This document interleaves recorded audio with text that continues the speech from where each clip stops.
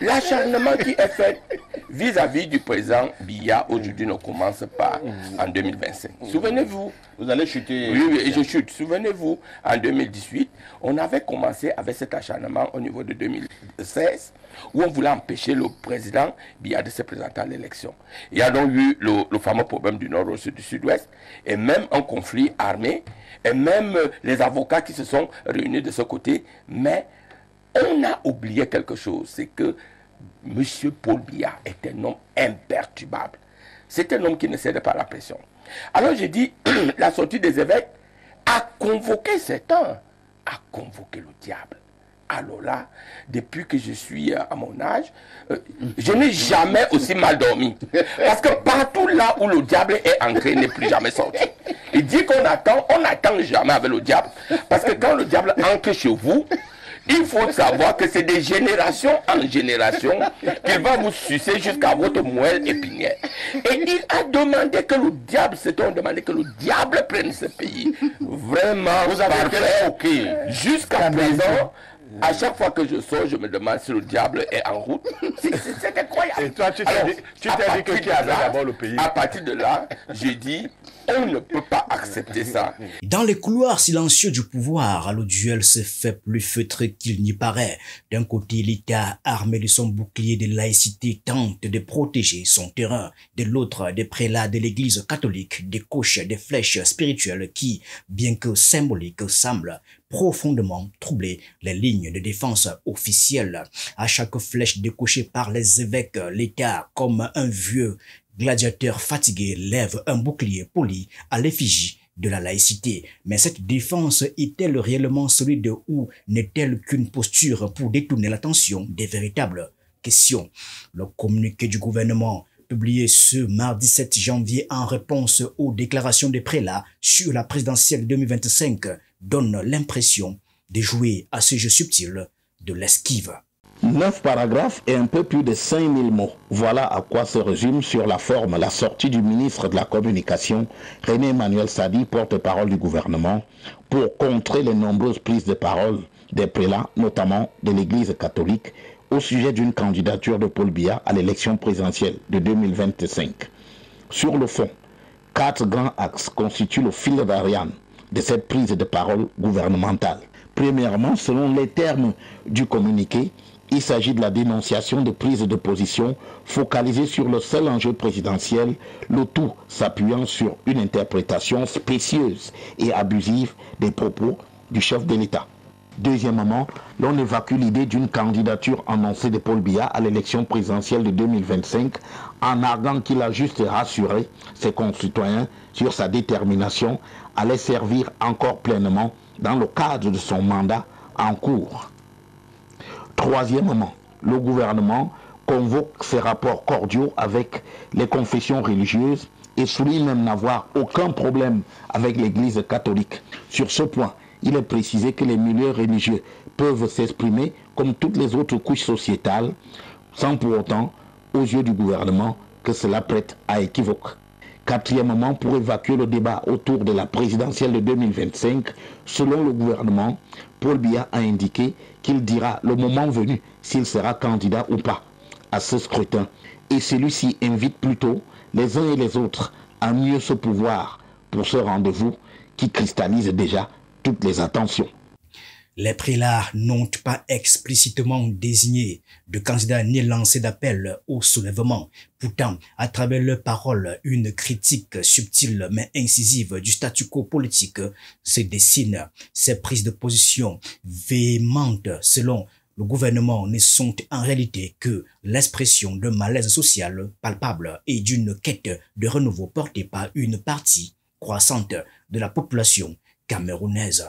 Les déclarations des évêques catholiques ne sont pas qu'une pluie d'invectives. Elles portent une charge symbolique qui ébranle un système politique aux certitudes douteuses. Ces hommes de foi rappellent des évidences que beaucoup redoutent de prononcer: la nécessité d'un renouveau, d'une justice sociale et d'une alternance qui donnerait au Cameroun un souffle nouveau. Ces paroles, bien qu'enrobées de spiritualité, sont interprétées par le gouvernement comme des attaques déguisés. Pourtant, les prélats se contentent de leur rôle historique de sentinelle morale. L'Église s'exprime soit par des lettres, soit par des déclarations, soit par des synodes, soit par des conférences, soit par des séminaires, soit par des prédications.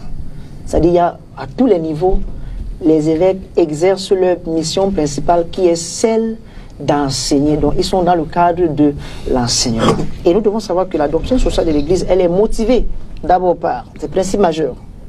Le respect de la dignité humaine, le respect du bien commun, la destinée universelle des biens, le principe de subsidiarité et le principe de solidarité entre les peuples. Dans un contexte comme le nôtre, où la corruption a fait son nid, les vols, détournements, les gens n'arrivent plus à vivre, les petits soins, l'eau, l'électricité, la santé, rien ne va. C'est la dignité de l'être humain qui est menacée. Et donc, les évêques ont l'obligation de sortir. Je leur dis d'ailleurs merci en ce début d'année d'avoir versé un peu d'eau bénite.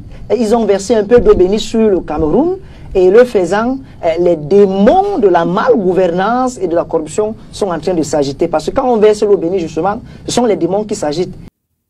Le Cameroun est un État laïque où religion et pouvoir cohabitent pacifiquement. Cette phrase, répétée comme un mantra dans le communiqué, semble plus destinée à rappeler une évidence qu'à répondre au fond des critiques. René Emmanuel Sadi, porte-parole du gouvernement, rappelle que les déclarations des prélats ne sauraient mettre en cause les relations entre l'État et les confessions religieuses.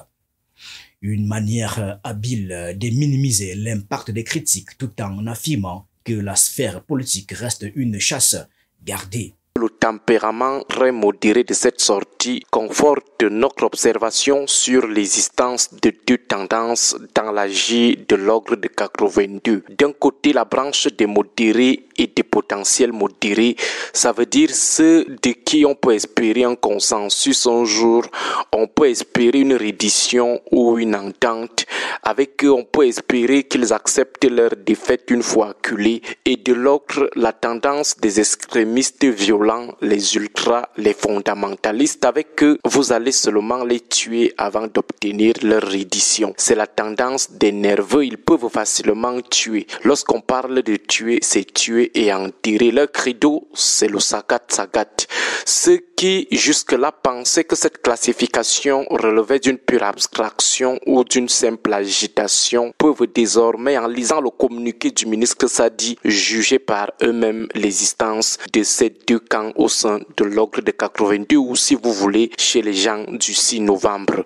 Il n'a insulté personne, pourtant il est resté incisif. Il n'a promis la mort à personne, pourtant il a sauvegardé le monopole de son bloc politique. Il n'a fait recours à aucun superlatif sauvage pour rappeler que son champion est libre de se présenter en 2025. Il n'a pas grondé les évêques comme on a vu les mercenaires médiatiques des fondamentalistes le faire ces derniers jours. Lui qui est même au cœur de la mangeoire est resté très tempéré, contrairement à ceux qui tirent le diable par la queue comme nous, que les extrémistes violents utilisent, missionnent sur les plateaux de télévision pour insulter les évêques. Il n'est pas parti acheter un pseudo-imam pour insulter les catholiques. Mais derrière cette rhétorique de la cohabitation pacifique se cache une peur palpable, celle de voir les flèches spirituelles influencer une opinion publique déjà en ébullition à l'approche de l'échéance électorale. Ce bouclier de la laïcité brandi avec insistance peut aussi être interprété comme vouloir servir à détourner l'attention. En effet, les vraies questions demeurent. Qui sera le candidat du RDPC? Quelle vision pour l'avenir du Cameroun? L'État acculé préfère parler de principes abstraits plutôt que d'affronter les débats concrets. Mais là où le bas blesse, c'est l'acharnement que nous voyons vis-à-vis d'un individu, le président Paul Biya, l'homme, Monsieur Paul Biya. Alors, s'il faut s'arrêter sur le plan constitutionnel en ce qui concerne l'élection présidentielle, alors on se pose des questions. Est-ce que, au niveau de la constitution du Cameroun, le Monsieur Paul Biya est éligible? On répond rapidement oui. Maintenant, On se réfère au niveau de son parti politique, qui a aussi des statuts de ce côté, où on dit c'est le président national du parti qui est d'office candidat naturel à l'élection. Est-ce que de ce côté, présentement, quand je vous parle, quand je suis entré ici, le président Biya, monsieur Biya, est candidat du RDPC à l'élection présidentielle 2025? Je vous dis oui. Si, comme l'affirme le gouvernement, ces déclarations n'engagent que leur auteur et sont sans conséquence sur le libre choix des Camerounais, pourquoi alors y répondre avec tant de fermeté? L'omniprésence du thème de la laïcité dans ce texte, pourtant peu contesté dans les faits, pourrait être vue comme une tentative de diversion. Le bouclier protège, mais il détourne aussi l'attention. Ceux qui ont recadré les évêques ont mal fait. Moi, je dis aux évêques de ne plus leur donner la communion dimanche. Vous voyez ces gens-là, ça dit vous ne lui donnez pas la communion. Ah bon? Vous dites que va nous recadrer. On ne doit plus donner la communion à René Manuel Sadi. Non, vous ne leur donnez plus la communion. Vous leur dites que allez nous recadrer chez vous là-bas. Que ça dit, recadrer les évêques, c'est son problème. Moi, je suis du côté des évêques. Et leur joie est que sont les ministres et autres. Ils peuvent toujours dire ce qu'ils ont à dire. Les évêques ont tout à fait le droit de se prononcer clairement sur les questions politiques. Et personne ne peut les en empêcher. Ils ont même le droit de participer à la vie. Monseigneur Baïmen ne vous l'a pas dit ici. Tout à fait. Qu'il est même libre d'être candidat. Tout à fait. Mais qui a dit, non, cette affaire-là politique, eux, ils ont appris la politique où? Les gens qui disent, ils ont appris à faire la politique où? Merci. Et au cœur de ce duel, l'absence d'un gladiateur se fait sentir. Paul Biya lui-même, le communiqué du gouvernement s'applique également à recentrer le débat sur la souveraineté des citoyens et sur la liberté du président à décider de son avenir politique. Alors que ses opposants affûtent leurs armes et que le peuple attend suspendu à ses intentions, le président choisit le silence comme stratégie. Ce mutisme calculé est habile. En refusant de se prononcer pour l'instant sur sa candidature, il laisse ses adversaires s'épuiser en conjecture. Ce silence devient alors un écran, une attente, un vide que chacun remplit selon ses propres intérêts. Le communiqué l'affirme je cite, « En temps opportun, le président fera savoir s'il se porte ou non candidat à cette élection. » Fin de citation. Une phrase anodine en apparence, mais il est clair que c'est un coup de maître politique. Pendant que le pays débat, suppute et s'échauffe, le chef de l'État reste au-dessus de la mêlée, préservant un avantage stratégique indéniable.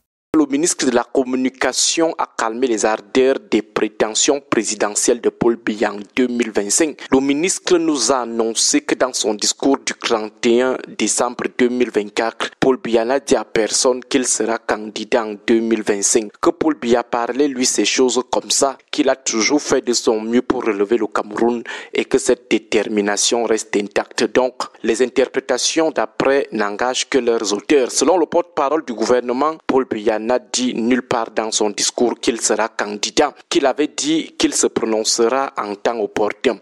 Est-ce un désaveu de ce qui a glissé entre les lignes de la tendance qui a préparé le discours présidentiel? Est-ce un recul après l'opposition des évêques? Le régime se rend-il compte que le test de la candidature de Paul Biya glissé dans son discours du 31 est en train d'essuyer un échec cuisant?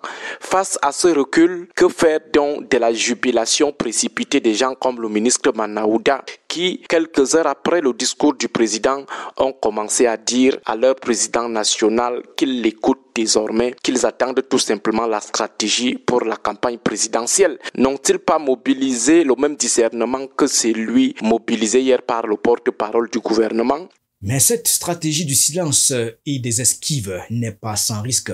À force de se cacher derrière le bouclier de la laïcité, le gouvernement pourrait perdre de vue les vraies attentes des citoyens. Car ces duels feutrés entre l'État et les prélats reflètent une lutte plus large, celle d'un peuple en quête de réponse, d'une alternance crédible et d'un espoir de voir le Cameroun se réinventer. Les évêques ne sont pas des candidats, encore moins de fouteurs de troubles, mais leurs paroles portées par la foi et les aspirations populaires atteignent un point sensible dans un contexte où l'incertitude sur la présidentielle de 2025 attise les tensions. Est-ce qu'on peut dire aujourd'hui que l'Église catholique du Cameroun est opposée à une nouvelle candidature de Paul Biya? Ça ne se voit pas. L'Église vous dit, il y a la raison, utilisez votre raison. L'Église vous dit, notre cher président, qui est d'ailleurs un fils d'un ancien séminariste, est au pouvoir depuis un temps que vous pouvez calculer et que, naturellement, Dieu lui a accordé la grâce d'une santé, de l'âge, on s'incline dessus. Mais on dit que quand même, si jamais on le reconduisait, si Dieu lui accordait vie, il gouvernerait le Cameroun jusqu'à l'âge de 100 ans, en tenant compte de l'âge qu'il a maintenant. Et l'archevêque de Douala vous dit, c'est irréaliste. Et moi je dis, c'est surréaliste. Il faut qu'on passe à autre chose. En fin de compte, ce duel entre flèche spirituelle et bouclier laïque n'est pas une simple opposition. Il symbolise la tension entre le passé et l'avenir, entre un pouvoir qui s'accroche et une société qui aspire au changement. La présidentielle d'octobre 2025 est bien plus qu'une élection. C'est une croisée des chemins. Reste à savoir si, lorsque Paul Biya lèvera enfin le voile sur ses intentions, il choisira de déposer le bouclier pour affronter le débat à visage découvert. En attendant, les flèches continuent de voler et le bouclier de la laïcité reste levé, non pas pour protéger, mais pour temporiser.